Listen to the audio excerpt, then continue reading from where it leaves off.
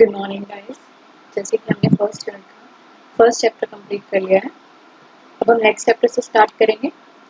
लेकिन उससे पहले मैं आप लोगों को रिक्वेस्ट करना चाहूँगी, लॉकडाउन में कोरोना वायरस के चलते सब लोग अपने घर पे रहें, सेफ रहें, हेल्दी रहें, अच्छा खाना खाएं, अपनी इम्यूनिटी को स्ट्रॉन्ग रखें और सोशल डिस्टेंसिंग को मेंटेन कीजिए। अब स्टार्ट करते हैं सेकेंड चैप्टर, जो कि है बॉडी एजिंग के बारे में।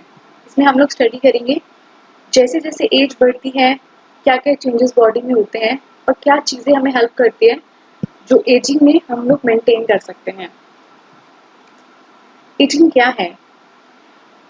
हम लोग बात कर रहे हैं एजिंग के बारे में। एजिंग जैसे ही हमारी एज बढ़ती है, हमारी बॉडी में जो मसल्स हैं, जो ऑर्गन्स हैं, जो टिश्यूज हैं, उन सब की एज बढ़नी शुरू हो जाती है। सब लोग वीक होने शुरू हो जाते हैं। जो बॉडी का मास है, ऑर्गन्स है, उनका जो काम करने का वे है वो थोड़ा कम हो जाता है।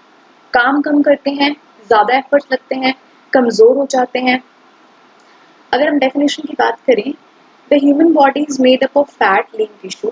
लीन टिश्यू क्या होते हैं? मसल्स और ऑर्गन्स जो सपोर्ट करते हैं बॉडी को खड़ा रहने के लिए। Bones and water.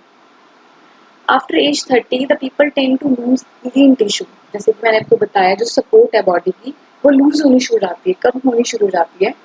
Their muscles, liver, kidney and other organs may lose some of their cells. उनकी सेल्स में पावर खत्म हो जाती है या फिर उनके सेल्स की इतनी क्षमता नहीं रहती कि डेली डेली जो काम है वो कर पाएं। मतलब उनके काम, जो उनकी फंक्शनेबिलिटी है वो कम हो जाती है। बहुत सारे ऑर्गन्स हैं वो प्रॉपरली काम नहीं करते हैं। 30, 40 और उसके बाद जैसे एज बढ़ती जाती है, हमारी जो बॉडी ऑर्गन्स हैं या सेल हैं या मसल्स हैं, उनकी जो पावर है पहले से काम करने की, जो यंग एज में होती है, वो स्लो हो जाती है। और कुछ लाइफस्टाइल चॉइसेस भी जो है अफेक्ट करते हैं आपकी एजिंग प्रोसेस को। लाइफस्टाइल में हम किन चीज़ों को काउंट करते हैं? जैसे आप लोग क्या खाते हो, आपका फूड हैबिट कैसा है, आपका फूड लाइफस्टाइल कैसा है, किस तरह का खाना आप लोग खा रहे हो, आप लोग एक्सरसाइज करते हो, आप रेगुलरली फिट हो नहीं हो, या फिर आप अल्कोहलिज्म पे तो नहीं हो, ड्रिंक तो नहीं करते हो, स्मोकिंग तो नहीं करते हो, किसी चीज़ के आप एडिक्ट तो नहीं हो। तो आपका लाइफस्टाइल भी आपके ऊपर डिपेंड करता है।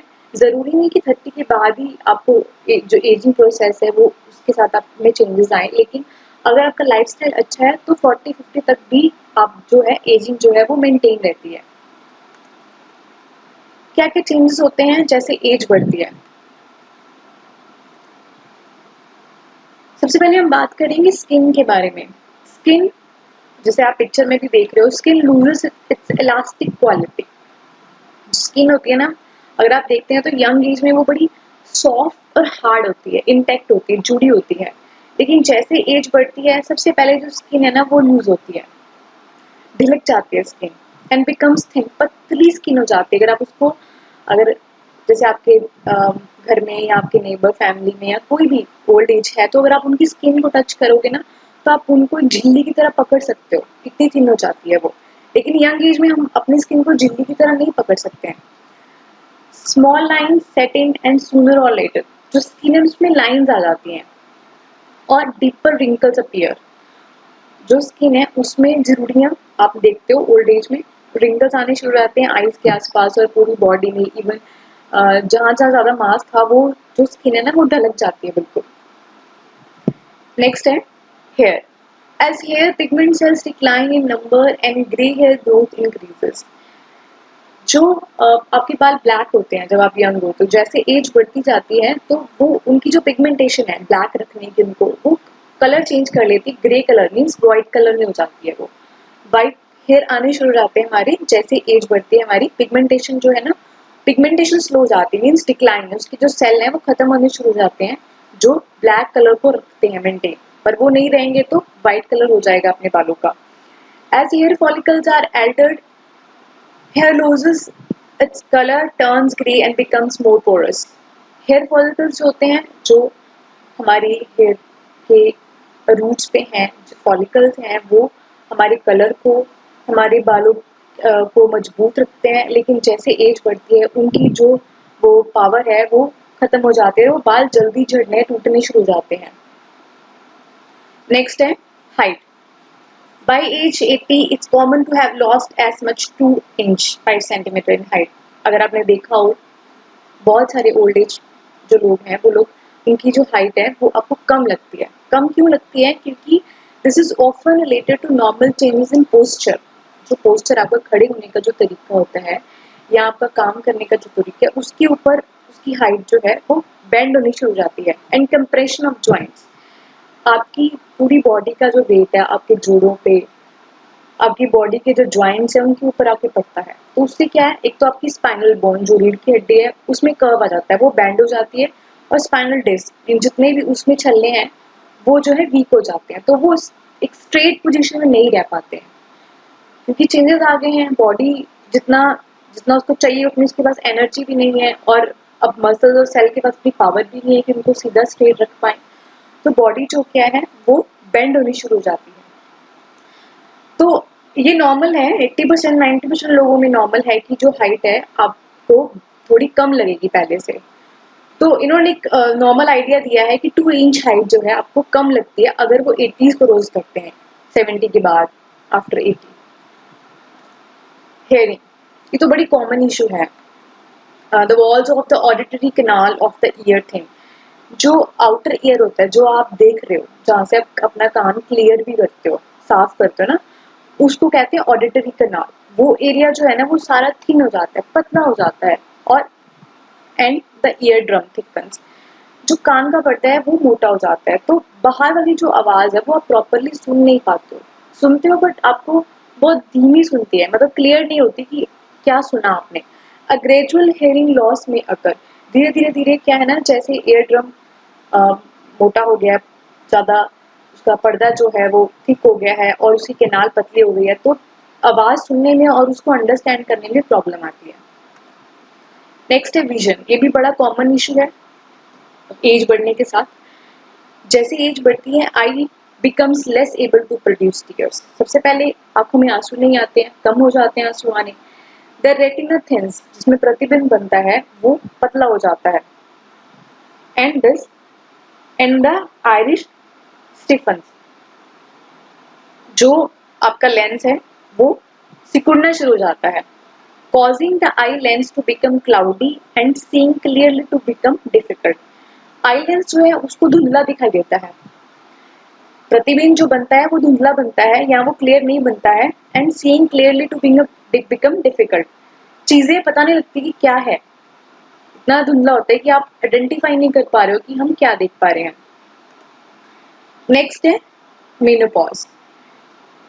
जो मेजर चेंजेस आता है एज के साथ वो है मेनोपॉज। मींस आपकी जो पीरियड्स है, मेंस्ट्रुएशन साइकिल है, वो बंद हो जाता है एक एज के बाद, 45, आफ्टर 45 50। बहुत केसेस ऐसे होते हैं जिनका 40 के बाद ही जो है मेनोपॉज शुरू हो जाता है। जो सबसे बड़ा चेंजेस है लाइफ के साथ, एज के साथ, sooner or later every woman will go through menopause. हर औरत को जाना पड़ता है इस टाइम से। Aside from cessation of menstruation flow, hot flashes and mood swing. सबसे बड़ा इशू क्या आता है, जैसे मेनोपॉज स्टार्ट होता है तो मूड स्विंग्स होते हैं। कभी आप बहुत खुश हो, कभी आप उदास हो, मन नहीं लगना किसी चीज में। Declining oestrogen level affect other body functions. Oestrogen क्या होता है, एक हार्मोन है जो फीमेल बॉडी हार्मोन है, हमारे रिप्रोडक्शन में भी काम करता है, हमारे मेंस्ट्रुएशन में भी पहले से काम करता था, और इवन प्रेगनेंसी में भी हेल्प देता है। तो ये हार्मोन जो है इसका जो लेवल है बॉडी में वो कम होना शुरू हो जाता है। Muscle mass decline at menopause, जो बॉडी में मसल्स हैं वो वीक होने शुरू हो जाते हैं। Metabolism slows causing weight gain. Metabolism, जैसे कि हमने फर्स्ट चैप्टर में पढ़ा है कि मेटाबॉलिज्म बहुत इंपॉर्टेंट है वेट गेनिंग के लिए और वेट लॉसिंग के लिए, एंड उसको मेंटेन करने के लिए भी। लेकिन मेटाबॉलिज्म स्लो हो जाता है जैसे ही मेनोपॉज शुरू होता है, एज बढ़ती है, उससे क्या होगा, आपको वेट गेन होना शुरू हो जाएगा। ज्यादा से ज्यादा वुमेन को क्या होता है कि वेट जो ज्यादा मास है वो अपने हिप्स पे या थाइस पे उनके ज्यादा होता है। कुछ लेडीज की, सबकी बात नहीं कर रहे हैं हम। Begin to stick to the middle instead, ज्यादा पूरी बॉडी में आने की बजाय थाइज और हिप्स पे रहता है।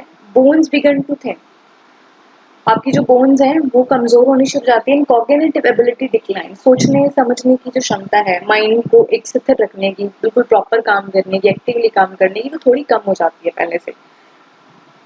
नेक्स्ट है, क्या चीजें आप कर सकते हो, क्या ऐसे मेथड्स हैं जो आपको एजिंग के साथ लड़ने के लिए हेल्प मिलेगी जिनसे।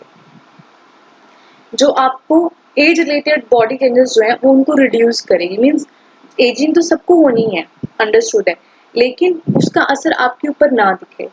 तो ऐसी कौन सी चीजें हम कर सकते हैं कि उसका असर हमारे पे ना दिखे? फर्स्ट है get regular exercise walk. Regular exercise walk करनी चाहिए, तो हम नॉर्मली एडल्ट लाइफ में भी करते हैं। और एज सुन जैसे ही एज बढ़ती जाती है हमें एक्सरसाइज को मेंटेन रखना है, योगा करना चाहिए, मेडिटेशन करना चाहिए। इवन इट इज चीप, इसमें कोई आपको पेमेंट नहीं करनी है, आप अपने घर से जाओ वॉक के लिए, and easy and can be done at home और वर्क, कहीं पे भी आप कर सकते हो एक्सरसाइज। तो start gradually, may be 10 minutes a day and work up. 10 minute दिन में करिए, 15 मिनट, जितनी आपकी क्षमता है उतनी आप कर सकते हैं, बट कोशिश करें कि डेली एक्सरसाइज करें जैसे ही आपके एजिंग प्रोसेस शुरू हो गया। और उससे पहले ही, ऐसा नहीं कि एज बढ़ने के हिसाब से आपको अभी से ही अपने आप को फिट और मेंटेन रखना है। नेक्स्ट है food. Nourish your body from the inside out since calorie needs decline with age. अपनी बॉडी को नरिश करें, जो आप खा रहे हो, अंदर से और बाहर से, दोनों साइड से। आपकी जैसे बॉडी की पावर कम हो जाती है, तो जो भी आप खाओगे उसमें पावर तो फूड से लेनी है अल्टीमेटली। तो हमें अच्छा फूड खाना है, हमारी कैलोरी की डिमांड तो कम हो जाएगी, क्योंकि जैसे एज बढ़ती है हम लोग फैट चीजें नहीं खा सकते हैं। लेकिन हाँ, हमें उतना खाना है, कम खाना है, लेकिन थोड़ा ऐसा खाना है जिससे हमें ताकत मिले।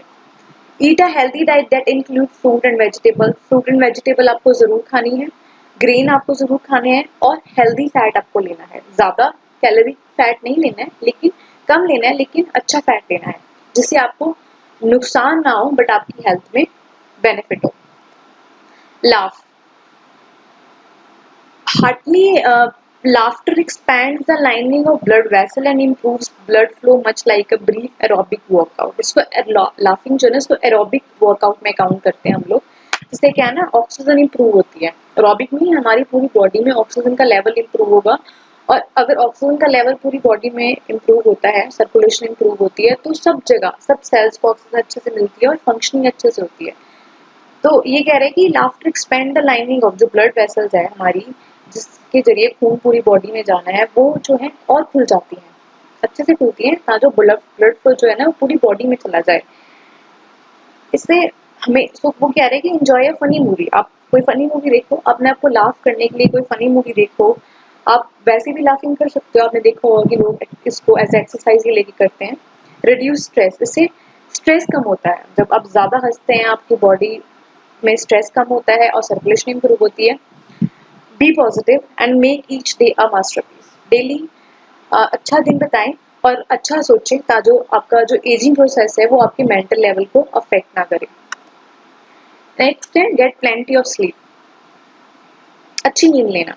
Sleep is important for overall well being. Her person के लिए जरूरी है, हर अपनी पूरी बॉडी के लिए जरूरी है। Insufficient sleep increases hunger and stress and impairs metabolism.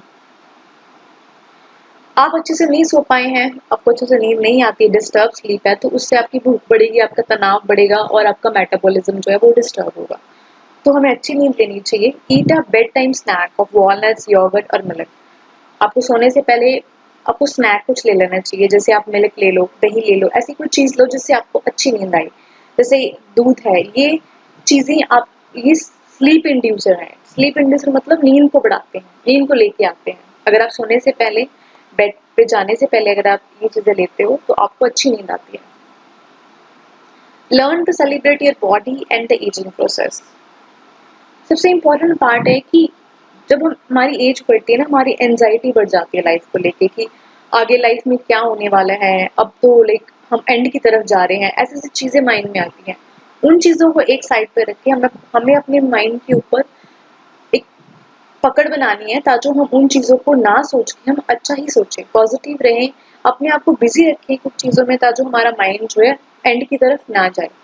The first and the greatest step in aging gracefully is to make up your mind. अपने माइंड को सेट करना, जैसे किसी पजल्स गेम हो गई, स्टोरीज बुक रीड करना, किसी puzzles में, पजल जो गेम्स होती हैं उनमें पार्टिसिपेट करना, या जैसे अभी हमने पहले डिस्कस किया, फनी मूवीज देखना, लाफिंग एक्टिविटीज करना। मतलब अपने माइंड को बिजी रखना, कैसे भी, चाहे आप कोई एक्टिविटी कर रहे हो, चाहे आप काम कर रहे हो, चाहे आप घर पे ही छोटे छोटे काम कर रहे हो, उन सब चीजों में अपने अपने माइंड को बिजी रखना you are going to work on a healthy lifestyle. आप आप अगर अपने माइंड को ऐसे बिजी रखेंगे तो आप इंटरनली फिट रहेंगे, आपके ऊपर स्ट्रेस नहीं आएगा। तो एजिंग जो है स्ट्रेस के साथ भी बढ़ती है। Be consistent in adoption of exercise and good health habits. अपनी हैबिट्स को मेंटेन करना, अच्छी हैबिट्स को लेके आना, गुड हेल्दी हैबिट्स को लेके आना और डेली एक्सरसाइज करना, वॉक भी करना, एक्सरसाइज भी करना, योगा भी करना। इन सब चीज़ों का एक रूटीन सेट कर लेना ताकि आपकी जो हेल्थ है इन चीज़ों को अफेक्ट ना कर पाए, उसको उससे आपको कोई नुकसान ना हो, आपकी एजिंग जो है उसके साथ आप लड़ सको। यहाँ पे हमारा सेकेंड चैप्टर कंप्लीट होता है। आपको कोई भी डाउट है, कोई भी कह रही है तो आप मैसेज व्हाट्सएप कर सकते हैं। Thank you so much, have a nice day.